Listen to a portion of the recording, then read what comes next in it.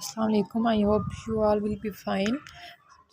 आज हम topic discuss करने वाले हैं, उसमें हम सोशियो लिंग्विस्टिक की डिफ़ाइन करेंगे और देन हम थोड़ी सी आर्म चेयर अप्रोच को डिस्कस कर लेंगे। आर्म चेयर अप्रोच जो है थोड़ी इम्पोर्टेंट है हमारी पेपर पॉइंट ऑफ व्यू से भी। तो सबसे पहले जो चीज़ हम डिस्कस करेंगे वो हमारे पास है कि बेसिकली जो सोशियो लिंग्विस्टिक वर्ड है ये क्या है और कब इसके ऊपर वर्ड स्टार्ट हुआ है। तो सोशियो लिंग्विस्टिक नेम से ही हमें पता चल रहा है। तो वो स्टडी जिसमें language the study of language in relation to society, यानी कि वो स्टडी जिसमें लैंग्वेज का रिलेशन किससे से किया जाता है, सोसाइटी के साथ। तो उसको हम क्या कहते हैं, सोशियो लिंग्विस्टिक्स। मतलब study of language in relation to society is known as sociolinguistics. अब कहा जाता है कि ग्रोथ जो स्टार्ट हुई है वो सोशियो लिंग्विस्टिक में 1960s में ऑलमोस्ट स्टार्ट हुई। लेकिन इसका मतलब ये नहीं है कि सोशियो लिंग्विस्टिक 1960 की इजाद है। इससे पहले भी डायलेक्ट्स वगैरह के ऊपर काम हो रहा होता था। तो सोशियो लिंग्विस्टिक बेसिकली जो है दो चीज़ों के ऊपर ज़्यादा फोकस करता है, एक नेचर ऑफ लैंग्वेज पे और एक नेचर ऑफ सोसाइटी पे।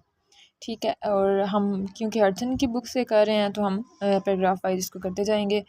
देन हम कहते हैं कि जो सोशियो लिंग्विस्टिक है, मतलब इसमें जितनी भी हमारे पास नॉलेज आता है, अब इसके ऊपर जितना भी वर्क डाउन किया जाता है वो या तो एम्पिरिकल होता है या फिर वो हो सकता है थ्योरेटिकल। अब एम्पिरिकल और थ्योरेटिकल समझ लेते हैं क्या होता है।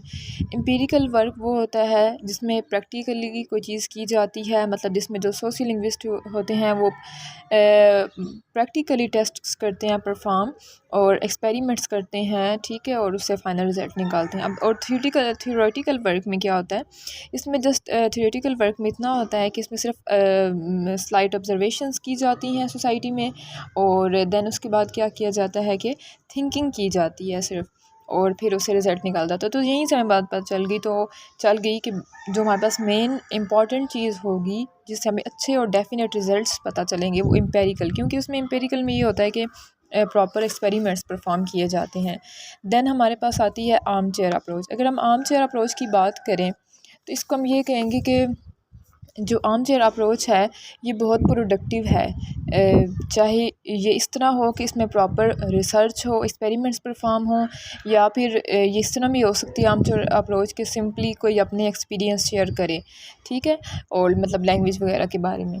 और उसके बाद हमारे पास आता है कि इस अप्रोच जब ये स्टार्ट हुई तो इससे हमें ना कुछ टर्म्स पता चली, 5 ऑलमोस्ट, जिनमें वापस लैंग्वेज, स्पीच, स्पीकर, एड्रेसियन टॉपिक।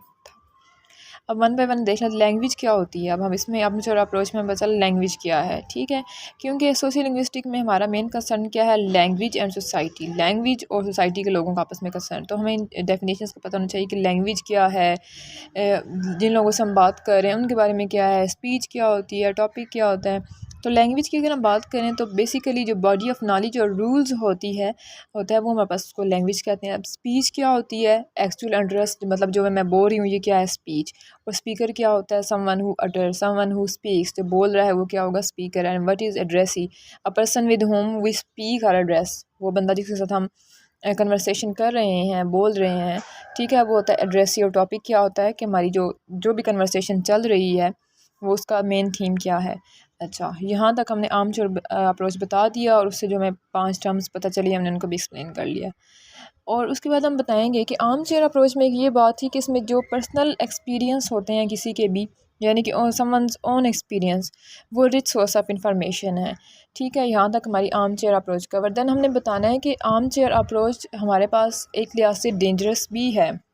बेशक हम इससे हमें कुछ टर्म्स इंट्रोड्यूस हुई, लेकिन ये डेंजरस है। डेंजरस सिर्फ इस बेस के ऊपर है कि इसके अंदर जो लोग सिर्फ पर्सनल एक्सपीरियंस के ऊपर रिज़ल्ट किसी भी चीज़ का निकाल लेते हैं, प्रॉपर एक्सपेरिमेंट्स परफॉर्म नहीं करते, तो उस लिहाज से ये क्या होता है, पर्सनल एक्सपीरियंस की बेस के ऊपर डेंजरस है। अब उसके 2 रीज़न हैं।